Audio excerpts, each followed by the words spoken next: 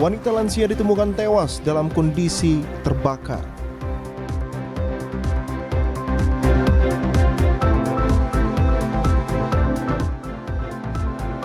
Daftar bakal caleg ke KPU Manokwari Partai Umat target 3 kursi.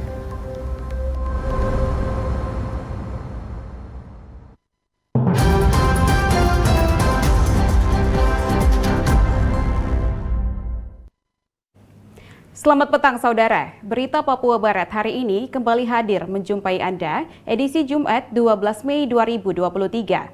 Sejumlah informasi dari berbagai daerah di Papua Barat dan Papua Barat Daya akan kami hadirkan untuk Anda. Bersama saya Aprilia Nikmur, inilah Papua Barat hari ini selengkapnya.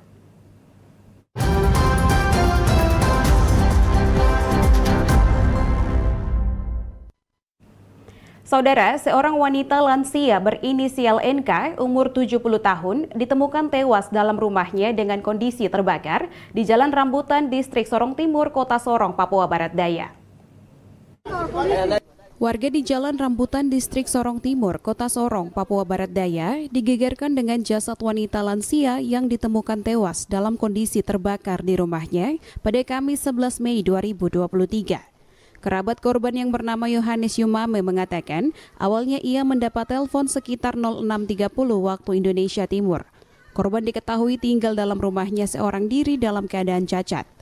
Yohanes menceritakan meski korban dalam kondisi cacat, semasa hidupnya korban menafkahi dirinya sendiri dengan berkebun dan berjualan hasil kebunnya di Pasar Remo, Kota Sorong. Menurut dia, korban terbakar saat menyalakan kompor yang tiba-tiba meledak di dapur sehingga tubuh korban penuh luka bakar. Kami keluarga juga tidak tahu kejadian ini karena ya mama ini kan istilahnya dia cacat, kaki tangan semua cacat, tapi dia masih bisa bergerak untuk bisa artinya menafkahi hidup dia. Dia bisa ke kebun, bisa bawa sayur, bisa jual di Pasar Remo. Kan anak berapa kakak perempuan ini dia bakar diri dalam arti minyak tanah kan sudah ada di dapur. Terus lalu mau isi di kompor, terus bakar korek, ternyata langsung meledak dan kena dia. Jadi kami tidak tahu tuh, mungkin dari mana-mana juga tidak tahu. Sementara Kapolresta Sorong Kota, Kombes Pol Happy Perdana Yudianto mengungkapkan penyebab meninggalnya korban dari saksi di TKP adalah korban membakar diri. Namun untuk memastikan itu, polisi akan terus melakukan pemeriksaan terhadap sejumlah saksi. Jadi tadi pagi sekitar kurang lebih jam 7 ya, ada laporan dari kilometer 14 bahwa ada manusia yang kebakar. Kemudian dari Polsek Sorong Timur menuju lokasi dan memang benar ditemukan seorang wanita umur kurang lebih 70-an tahun, inisial N, telah meninggal dunia dengan kondisi terbakar. Dari saksi yang di TKP, informasi awal korban ini membakar diri. Namun demikian tetap kita coba nanti periksa saksi-saksi untuk memastikan tentunya benar membakar diri atau penyebab yang lain. Jasad korban sudah dibawa pulang untuk dimakamkan. Sementara untuk kasus meninggalnya korban, pihak keluarga sudah membuat laporan polisi. Dari Sorong, Michael Jasman, TVRI Papua Barat melaporkan. Saudara, Ditres Narkoba Polda Papua Barat kembali berhasil mengungkap peredaran narkotika jenis sabu di Kampung Udapi Hilir, Distrik Pravi, Kabupaten Manokwari, Provinsi Papua Barat, yakni tersangka berinisial IR. Seorang pengedar sabu beserta barang bukti seberat 4 gram sabu berhasil diamankan oleh tim Opsnal Ditres Narkoba Polda Papua Barat pada Minggu 7 Mei 2023 lalu. Pelaku berinisial IR ditangkap di Jalan Poros SP4, Kelurahan Kampung Udapi Hilir, Distrik Pravi, Kabupaten Manokwari. Dir Narkoba Polda Papua Barat, Kombes Pol Indra Napitupulo mengatakan, setelah mendapat informasi, tim langsung melakukan penggeledahan terhadap pelaku. Sebelumnya, pelaku juga sempat membuang barang bukti namun berhasil ditemukan oleh penyidik dan diakui oleh tersangka bahwa sabu tersebut akan dijual di daerah Wapramasi. Kemudian kronologis penangkapan. Ini pada hari Minggu tanggal 7 Mei 2023 sekitar pukul 15.00 WIB kita mendapatkan informasi dari masyarakat bahwa seseorang membawa narkotika jenis sabu di Jalan Poros SP4 Kelurahan Udapi Hilir, Distrik Pravi, Kabupaten Manokwari.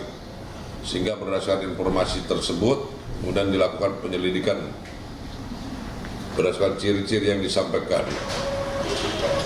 Setelah dilakukan upaya paksa penangkapan dan penggeledahan, ditemukan narkotika jenis sabu sebanyak 5 saset plastik bening ukuran kecil. Kombes Pol Indra Napitupulu menyebutkan narkotika jenis sabu ini akan diedarkan di daerah tambang emas ilegal yang ada di daerah Sidey. Tersangka mengaku bahwa 1 gram sabu dijual dengan harga 6 juta rupiah, sehingga jika ditotalkan dengan 4 gram sabu, maka uang yang didapat dari penjualan barang haram tersebut sebesar 24 juta rupiah. Pasal yang akan kita sangkakan, yaitu primer pasal 114 ayat 1, subsidiar pasal 112 ayat 1, lebih subsidiar lagi pasal 127 ayat 1, Undang-Undang RI nomor 35 tahun 2009 tentang narkotika. Dengan ancaman hukuman 5 tahun maksimal 20 tahun penjara atau penjara seumur hidup dan atau denda paling sedikit 1 miliar rupiah maksimal 10 miliar. Kemudian kalau kita kaitkan dengan berapa yang kita selamatkan, 1 gram ini kalau dijual ini di sini di tambang itu mereka jual di tambang. Kalau di tambang ini harga lebih naik. 6 juta. 6 juta dari harga pasar. Satu begini di tambang berapa bulan? 6 juta. Berapa? 6 juta. Pasal yang disangkakan yaitu primer pasal 114 ayat 1, subsidiar pasal 112 ayat 1, Undang-Undang RI nomor 35 tahun 2009 tentang narkotika, dengan ancaman hukuman penjara minimal 5 tahun dan maksimal 20 tahun penjara. Natalindo Kerewai, TVRI Papua Barat melaporkan. Saudara, di hari ke-12 pembukaan pengajuan bakal calon partai politik yang mendaftar yaitu Nasdem dan Partai Persatuan Pembangunan, dan bakal calon DPD sebagai wakil yaitu sebagai calon yaitu Suyanto. Jumat 12 Mei 2023, hari ke-12 pendaftaran pengajuan bakal calon anggota Dewan Perwakilan Rakyat Papua Barat dan Dewan Perwakilan Daerah Dapil Papua Barat untuk pemilihan umum tahun 2024 tepat pukul 9 pagi bakal calon DPD atas nama Muhammad Suyanto mendaftarkan diri ke KPU Papua Barat. Berkasnya diterima langsung oleh Ketua KPU Papua Barat Paskali Semunya dan disaksikan Bawaslu Papua Barat. Dilanjutkan dengan Partai Nasdem Papua Barat yang dipimpin Sekretaris Nasdem Rocky Mansawan dan juga semua bakal calon anggota Nasdem.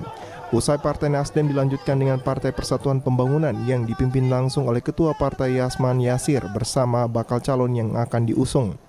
Dari hasil pemeriksaan data pengajuan bakal calon untuk partai politik dari Nasdem dan Partai Persatuan Pembangunan dan bakal calon DPD Muhammad Suyanto diterima untuk diperiksa lebih lanjut.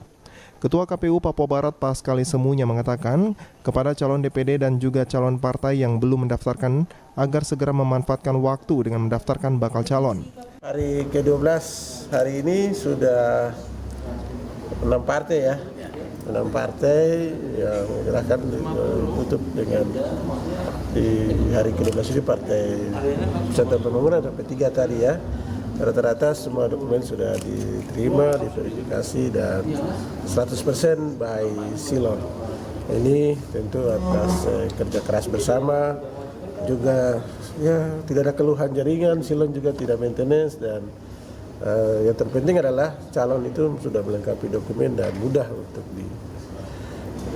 ya, dalam proses ini tentu karena 2 kami menunggu sudah 18 berarti kurang 6 sisa 12 lagi ya. 12 lagi kami tunggu untuk hari besok Sabtu dan artinya sisa H-2. Hingga hari ke-12 jumlah partai politik yang sudah mendaftar sebanyak 6 partai politik yaitu Partai PKS, Partai Umat, Partai Hanura dan Partai PDI Perjuangan. Partai Nasdem dan Partai Persatuan Pembangunan, sedangkan bakal calon anggota DPD yang sudah mendaftarkan sebanyak 11 orang. Jimmy Tabiso, TVRI Papua Barat melaporkan. Saudara, Partai PDI Perjuangan Papua Barat optimis raih 7 kursi pada Pesta Demokrasi tahun 2024 mendatang dengan pendekatan kultur, keterwakilan agama dan juga suku yang menjadi kekuatan yang besar. Hal tersebut disampaikan Wakil Ketua Bidang Organisasi dan Keanggotaan Saleh Siknun yang didampingi oleh Sekretaris DPD Partai PDIP Papua Barat Paulus Talim Bekas usai melakukan pendaftaran bakal calon dari Partai PDI Perjuangan pada Rabu 10 Mei 2023. Saleh Siknun mengatakan sesuai instruksi partai, jumlah caleg yang diusulkan sebanyak 35 orang dengan komposisi ditempatkan di 5 dapil yang ada di Papua Barat. Dan dari semua dapil yang ada, terdapat kuota perempuan yang telah disiapkan. Untuk kursi DPD PDI Perjuangan Papua Barat menargetkan 7 hingga 8 kursi dengan pendekatan yang dilakukan yaitu pendekatan kultur, keterwakilan agama, dan juga suku. Sesuai dengan instruksi partai dan kuota yang ada, jumlah caleg yang kita usulkan sebanyak 100%, yaitu sebanyak 35 orang, dengan komposisi dapil 1 sebanyak 12 orang dengan jumlah kuota perempuan sebanyak 3. Kemudian di dapil 2 sebanyak 5 orang dengan kuota perempuan sebanyak 2. Kemudian dapil 3 juga sama 5, kuota perempuan 2. Dapil 4 itu 6 kursi, kuota perempuan 2. Begitu juga dengan dapil 5, Ondama dan Kaimana. Itu juga 7 orang dengan kuota perempuan 2.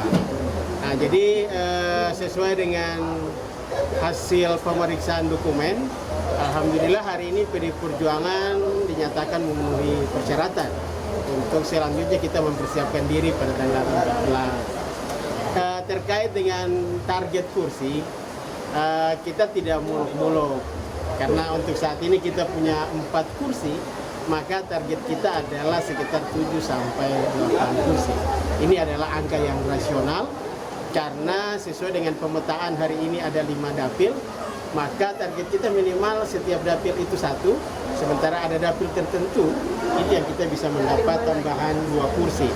Dapil yang kita targetkan mendapat 2 kursi itu dapil 1, kemudian dapil 2, dapil 4 dan dapil 5. Nah, jadi itu perencanaan atau hasil kajian kami di DP Pemilu, minimal itu kita punya 7 kursi. Kenapa kita optimis? Karena memang caleg kita ini terdistribusi baik. Kita tidak hanya mempertimbangkan kader partai, tetapi kita juga mempertimbangkan kultur. Kemudian kita juga mempertimbangkan keterwakilan agama, keterwakilan suku. Dengan adanya koordinasi dan juga komitmen bersama, DPD PDI Perjuangan Papua Barat optimis akan menang pada Pesta Rakyat tahun 2024 mendatang. Jimmy Tabisu, TVRI Papua Barat melaporkan. Memiliki pendukung fanatik, Philip Wamafma optimis akan kembali menduduki kursi DPD RI karena semasa menjabat sudah memberikan hasil yang terbaik untuk tanah Papua dan juga Papua Barat. Hal tersebut langsung disampaikan Senator Philip Wamafma usai mendaftarkan diri ke KPU Papua Barat. Philip mengatakan dirinya dicintai oleh warga di tanah Papua karena banyak bukti yang telah ia lakukan selama duduk menjabat sebagai wakil rakyat dari Papua Barat yang ada di pemerintah pusat. Momen pesta rakyat ini masyarakat harus benar-benar menaruh pilihannya kepada wakil rakyat yang membawa suara rakyat. Philip Wamafma mengatakan ia memiliki pendukung fanatik di Papua Barat sejak pemilihan tahun 2019. Ia memegang di seluruh Papua Barat dengan peringkat kedua dengan jumlah suara 83.000. Hal ini merupakan bentuk kecintaan mereka kepada Philip Wamafma. Saya pemenang kedua dengan 83.000. Dan pendukung saya adalah pendukung setia sampai dengan saat ini. Saya tidak mengundang, tapi memberikan informasi semua pada datang. Jadi saya pendukung fanatik itu sudah siap terpah. Saya tidak mencari pendukung lagi. Jadi mereka yang datang ini adalah mereka yang dukung setia tanpa pernah saya memberikan sesuatu. Tapi mereka melihat bahwa saya adalah anak, adik, saudara yang banyak berbuat untuk rakyat, maka mereka datang mendukung saya. Hujan juga. Hujan pun datang. jumlah kami hari ini 1000-an ada yang datang, 1000 lebih datang ke sini. Dan memang sosok saya itu dicintai oleh masyarakat. Itu kunci. Kapan saja saya di mana pasti orang tahu. Philip Wamafma menargetkan ketika terpilih lagi dengan adanya 26 kursi DPD RI perwakilan dari tanah Papua, maka target yang akan diraih yaitu kursi Wakil Ketua DPD RI. Hal ini dilakukan agar aspirasi suara rakyat di tanah Papua dapat diakomodir. Jimmy Tabiso, TVRI Papua Barat melaporkan. Ingin memajukan Papua Barat tanpa diskriminasi, Suyanto datangi KPU Papua Barat dan mendaftar sebagai bakal calon anggota DPD perwakilan Papua Barat. Songkok biru, itulah panggilan dan juga ciri khas Haji Suyanto yang datang ke KPU Papua Barat pada Kamis 11 Mei 2023 tepat jam 9 pagi waktu Indonesia Timur. Songkok biru bersama timnya memasukkan berkas pendaftaran sebagai bakal calon DPD perwakilan Papua Barat dan diterima langsung oleh Ketua KPU Papua Barat Paskali Semunya. Suyanto saat diwawancarai usai pendaftaran mengatakan ia lebih memilih maju melalui jalur DPD daripada melalui jalur partai. Hal ini dilakukan agar lebih bebas dalam menyuarakan kepentingan masyarakat luas dibandingkan dari jalur partai. Ia optimis akan memperjuangkan hak anak-anak yang lahir besar di tanah Papua tanpa melihat suku, ras, dan agama serta diskriminasi. Kenapa kami memilih DPD?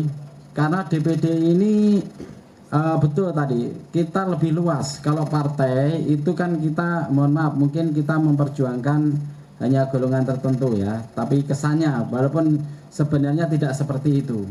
Tetapi karena kita DPD ini independen, kita bebas. Artinya bebas untuk menyuarakan sesuai dengan hati nurani dan juga menyuarakan kepentingan masyarakat banyak. Terutama masyarakat kita yang anak-anak yang lahir besar di Papua. Itu yang harus kita perjuangkan tanpa melihat suku, ras, agama, tanpa diskriminasi. Songkok biru menambahkan melalui jalur DPD adalah pilihan yang tepat agar dapat memperjuangkan berbagai aspirasi masyarakat yang selama ini belum disentuh dan dijawab, agar masyarakat di tanah Papua dapat merasakan manfaat. Jimmy Tabisu, TVRI Papua Barat melaporkan. Saudara, optimis memiliki basis massa yang kuat, Adolf Fonataba, mantan pengurus PDIP, incar kursi DPD RI. Hal tersebut disampaikan salah satu bakal calon DPD perwakilan Papua Barat, Adolf Fonataba, yang mendaftar ke KPU Papua Barat pada Rabu 10 Mei 2023. Ia memiliki mimpi agar bisa mewakili rakyat Papua untuk duduk di kursi DPD RI apabila terpilih pada Pesta Demokrasi tahun 2024 mendatang. Saat diwawancarai, Adolf mengatakan ini adalah pilihan politik. Perwakilan di daerah ataupun di pusat merupakan pilihan setiap warga negara. Sekarang kita harus memiliki kekuatan basis massa agar kita bisa terpilih dan menjadi wakil rakyat di parlemen. Ya, jadi tadi saya sudah katakan dari awal bahwa saya kira masalah bukan DPD itu istimewa, bukan DPR Kabupaten istimewa, DPR Provinsi istimewa, DPR RI istimewa. Tapi saya kira kita punya pilihan politik masing-masing. Jadi ada yang mau memilih sebagai maju di DPR Kabupaten, DPR Provinsi, DPR RI, itu sudah harus menghitung kekuatan basis massa yang pertama. Karena kita maju, kita juga harus pilihan kekuatan basis massa, dukungan rakyat itu seperti apa. Dan memang kita harus juga punya hitung-hitungan politik ketika punya basis massa yang cukup, maka harus siap untuk bertarung begitu. Dan siap bertarung untuk dipilih dan tidak dipilih begitu. Adolf optimis ketika ia meninggalkan partai PDIP dengan kekuatan basis yang ia miliki, kursi DPD RI dapat ia capai pada Pesta Rakyat tahun 2024 mendatang. Jimmy Tabisu, TVRI Papua Barat melaporkan. Ya. Saudara, Hanura Papua Barat target 5 kursi untuk satu fraksi pada pemilu mendatang. Partai Hanura juga selektif dalam menyiapkan figur dari partai tersebut. Hal tersebut disampaikan Ketua DPD Partai Hanura Albertina Mansim usai mendaftarkan bakal calon dari Partai Hanura ke KPU Provinsi Papua Barat pada Kamis 11 Mei 2023. Ketua DPD Partai Hanura Albertina Mansim mengatakan caleg yang diusungkan oleh Partai Hanura semuanya berasal dari masyarakat akar rumput, tidak ada yang pernah tersangkut kasus pidana. Ditambahkan, Hanura saat ini sepakat untuk 5 kursi satu fraksi di DPR Papua Barat, sedangkan untuk DPR Kabupaten Kota maksimal 2 hingga 3 kursi harus Hanura bisa memenuhi. Caleg dari Ibu Albertina Mansim dari Partai Hanura tidak akan terpidana, tidak semuanya masyarakat akar rumput. Dan Hanura di saat ini kami sepakat karena banyak partai sehingga Hanura cuma bertekad 5 kursi, 1 fraksi. Amin. Amin, amin, amin. Itu kalau bisa, kalau lebih bersyukur. Jika lebih dari 5 kursi. Partai Hanura dari pusat hingga ke daerah komitmen di tahun 2024 Hanura telah melakukan perubahan dengan menyiapkan bakal caleg yang siap untuk mewakili suara rakyat mulai dari pusat hingga ke daerah. Jimmy Tabisut, TVRI Papua Barat melaporkan. Informasi selanjutnya akan hadir setelah jeda berikut ini, tetaplah bersama kami.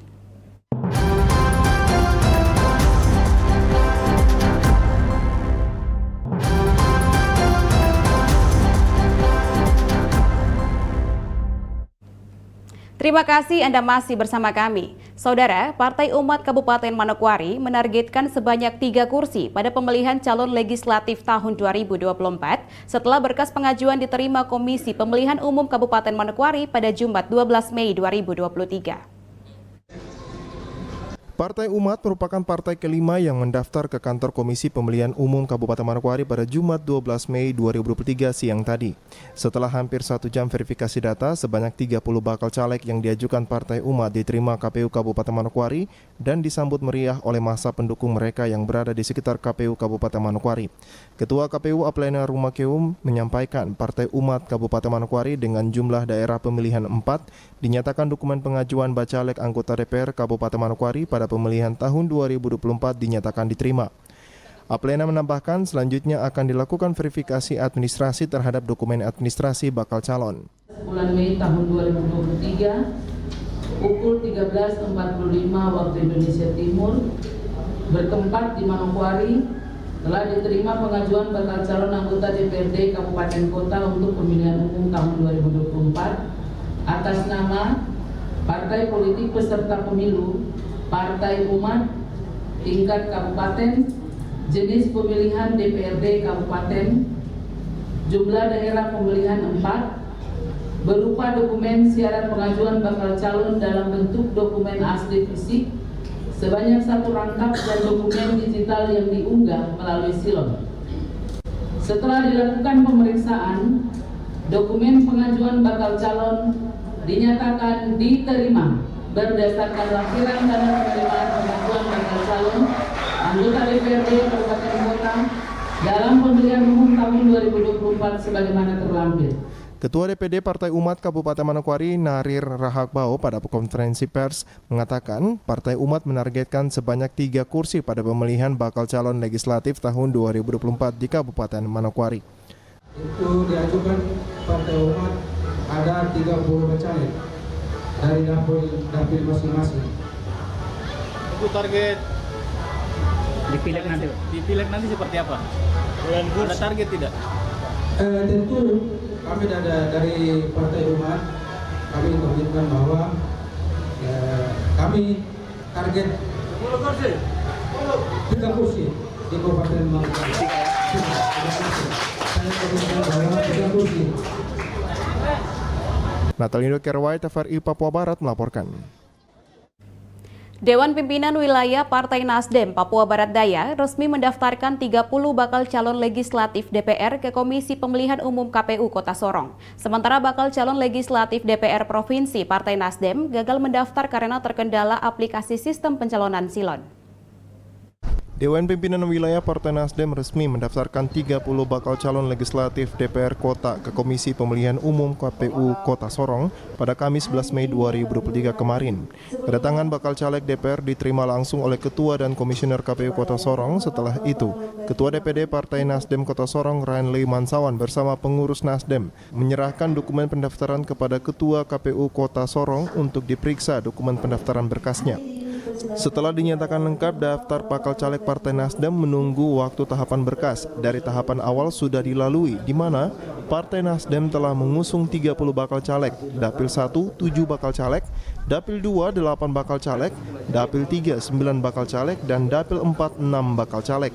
Untuk jumlah keterwakilan calon legislatif laki-laki berjumlah 21 anggota dan calon legislatif perempuan sebanyak 9 anggota, sehingga keterwakilan perempuan sudah memenuhi syarat, sementara untuk target Partai Nasdem 9 kursi. Usai mendaftar di KPU Kota Sorong, DPW Partai Nasdem melanjutkan pendaftaran bakal caleg DPR Provinsi ke KPU Papua Barat Daya. Dalam proses pendaftaran itu sempat terkendala sistem aplikasi pencalonan atau SILON, sehingga DPW Partai Nasdem hanya menyerahkan dokumen SK dan pengurusan DPW Partai Nasdem.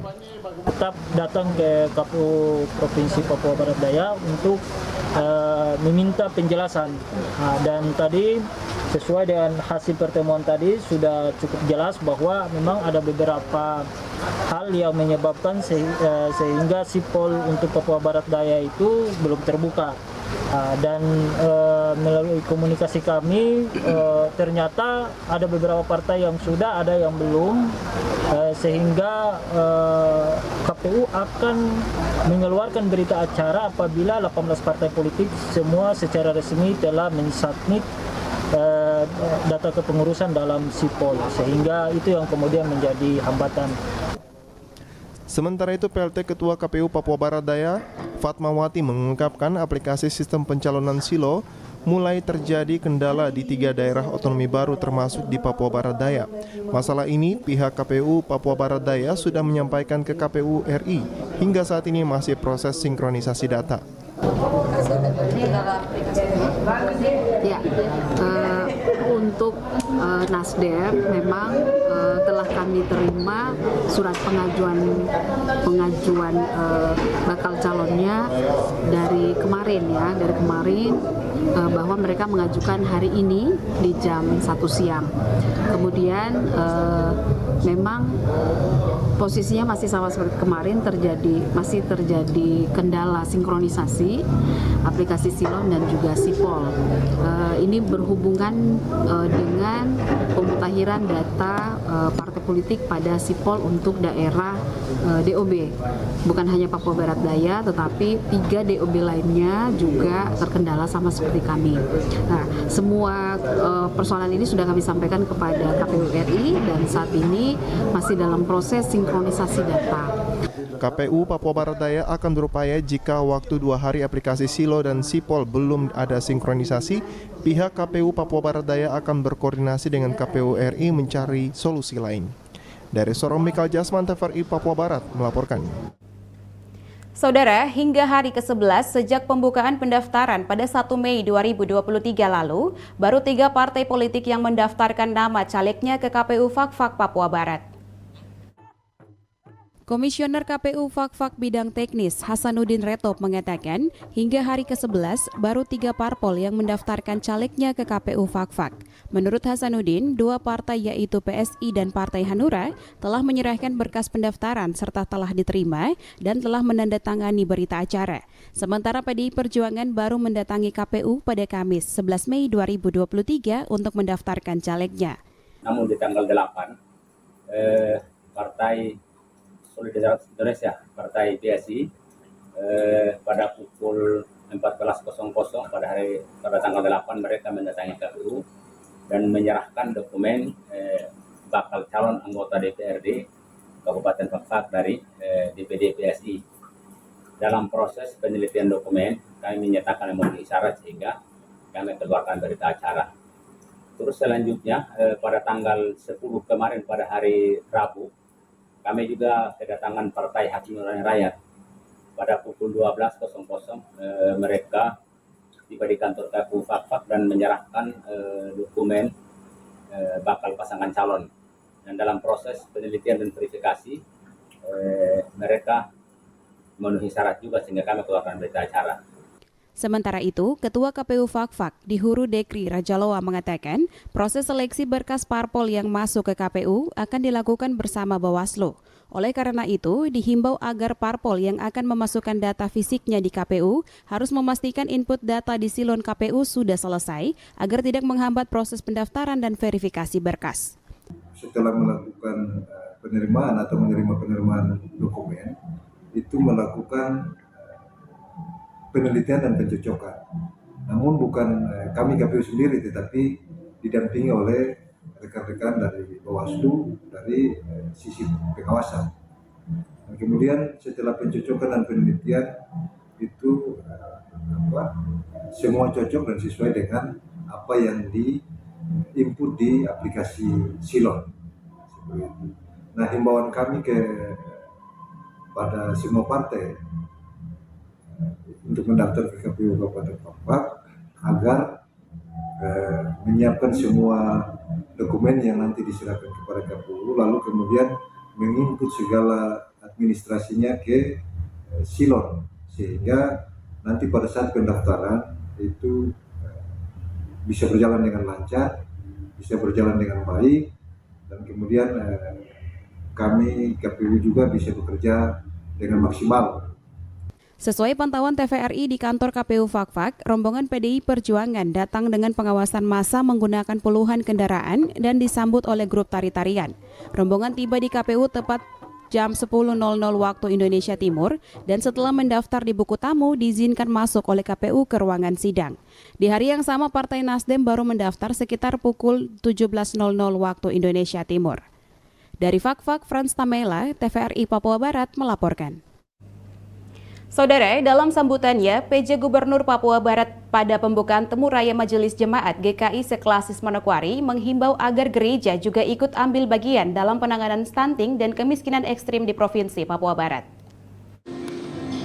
Gereja sebagai mitra pemerintah dalam menjalankan program pembangunan, pemerintah sangat membutuhkan peran dari gereja di Provinsi Papua Barat.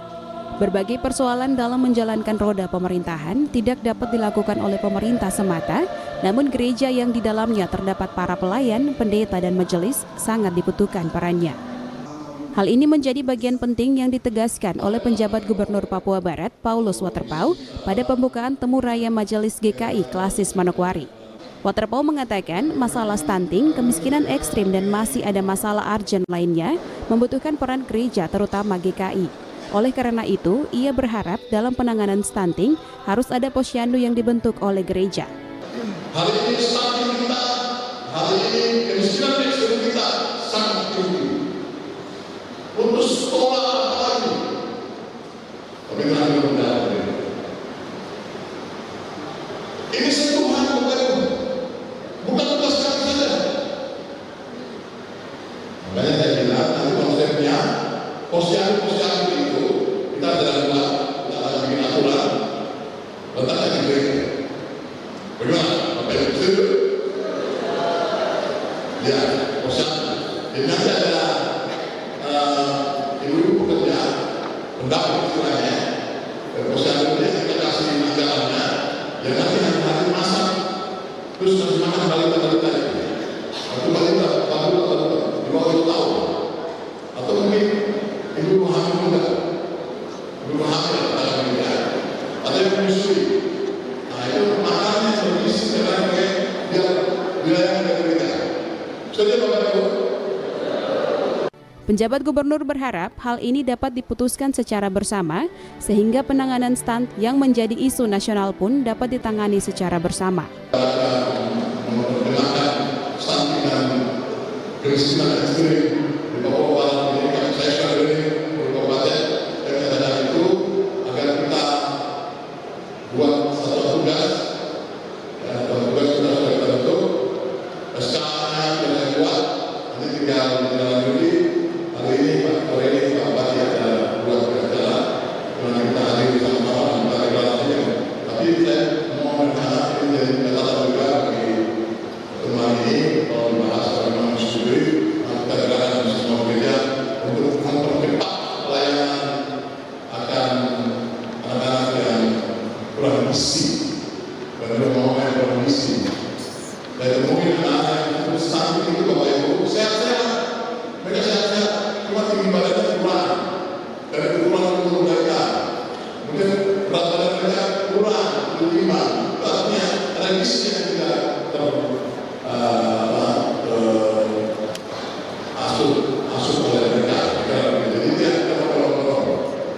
Arina Irianan, TVRI Papua Barat melaporkan.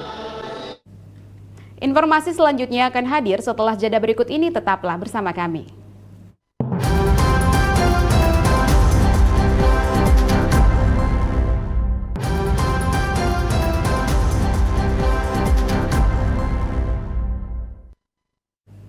Terima kasih Anda masih bersama kami. Saudara, genap usia ke-5 tahun Pasmar 3 yang jatuh pada tanggal 11 Mei 2023 dirangkaikan dengan olahraga dan seni tarian budaya Papua yang digelar di halaman markas Pasmar 3 kilometer 16 Sorong, Papua Barat Daya. Tepat tanggal 11 Mei 2023, Pasmar 3 atau dikenal dengan Korps Marinir memasuki usianya yang ke-5 tahun. Pasukan Baret Ungu ini berada di pangkalan utama Sorong, Papua Barat Daya.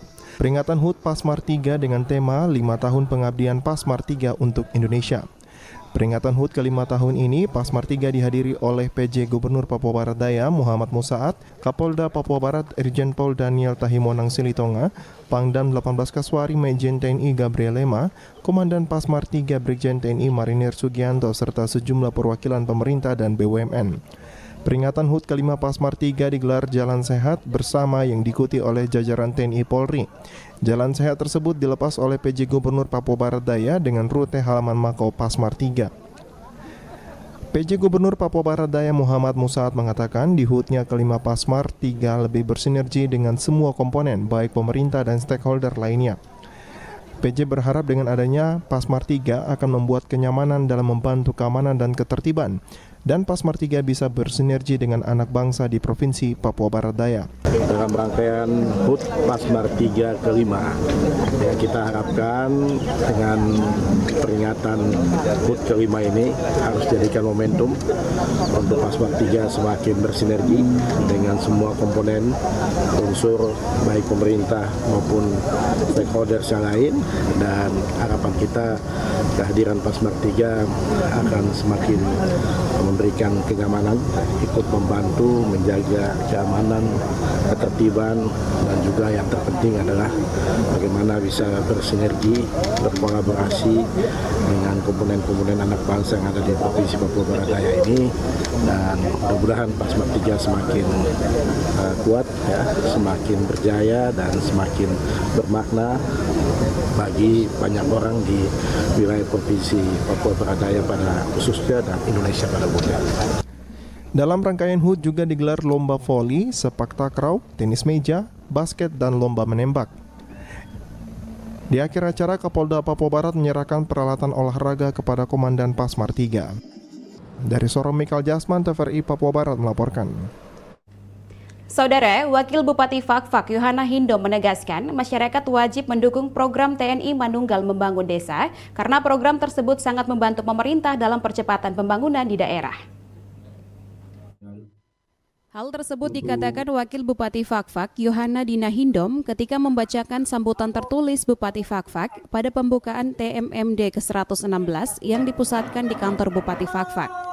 Yohana Hindom mengatakan program TNI Manunggal Membangun Desa wajib mendapat dukungan penuh dari warga masyarakat karena TMMD terbukti selalu membantu pemerintah dalam percepatan pembangunan di daerah termasuk di Fakfak.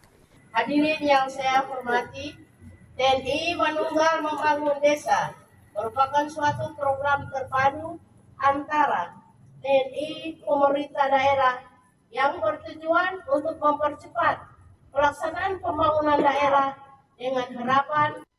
Sementara itu, Dandim 1803 Fakfak menjelaskan, pergeseran pasukan TMMD sudah dilakukan sejak 10 Mei 2023. Sebanyak 150 personil yang terdiri dari TNI dan di BK Polres Fakfak dan Satpol PP. Apel pasukan pembukaan TMMD 116 digelar dengan tema Sinergi Lintas Sektoral Mewujudkan Kemanunggalan TNI Rakyat Semakin Kuat. Hadir dalam apel gelar pasukan ini Danrem 182 Jazira Onim, Kolonel Infantri Hartono, Kapolres Fakfak AKBP Hendriana, Dandim 1803 Fakfak, Letkol Infantri Tri Handoko Wicaksono, Sekda Fakfak Ali Baham Temong Mere, serta dan Lanal Fakfak. Dipusatkan di pelataran parkir Pemda Fakfak pada Rabu 10 Mei 2023. Sementara program TMMD 116 sendiri dipusatkan di Kampung Malakuli dimulai sejak 5 Mei 2023 hingga 9 Juni 2023. Kegiatan TMMD sendiri meliputi pembuatan konstruksi awal jalan lingkungan sepanjang 850 meter dan tahapan pelaksanaan dimulai sejak tanggal 10 Mei sampai dengan 8 Juni 2023. Dari Fakfak, Frans Tamela, TVRI Papua Barat melaporkan.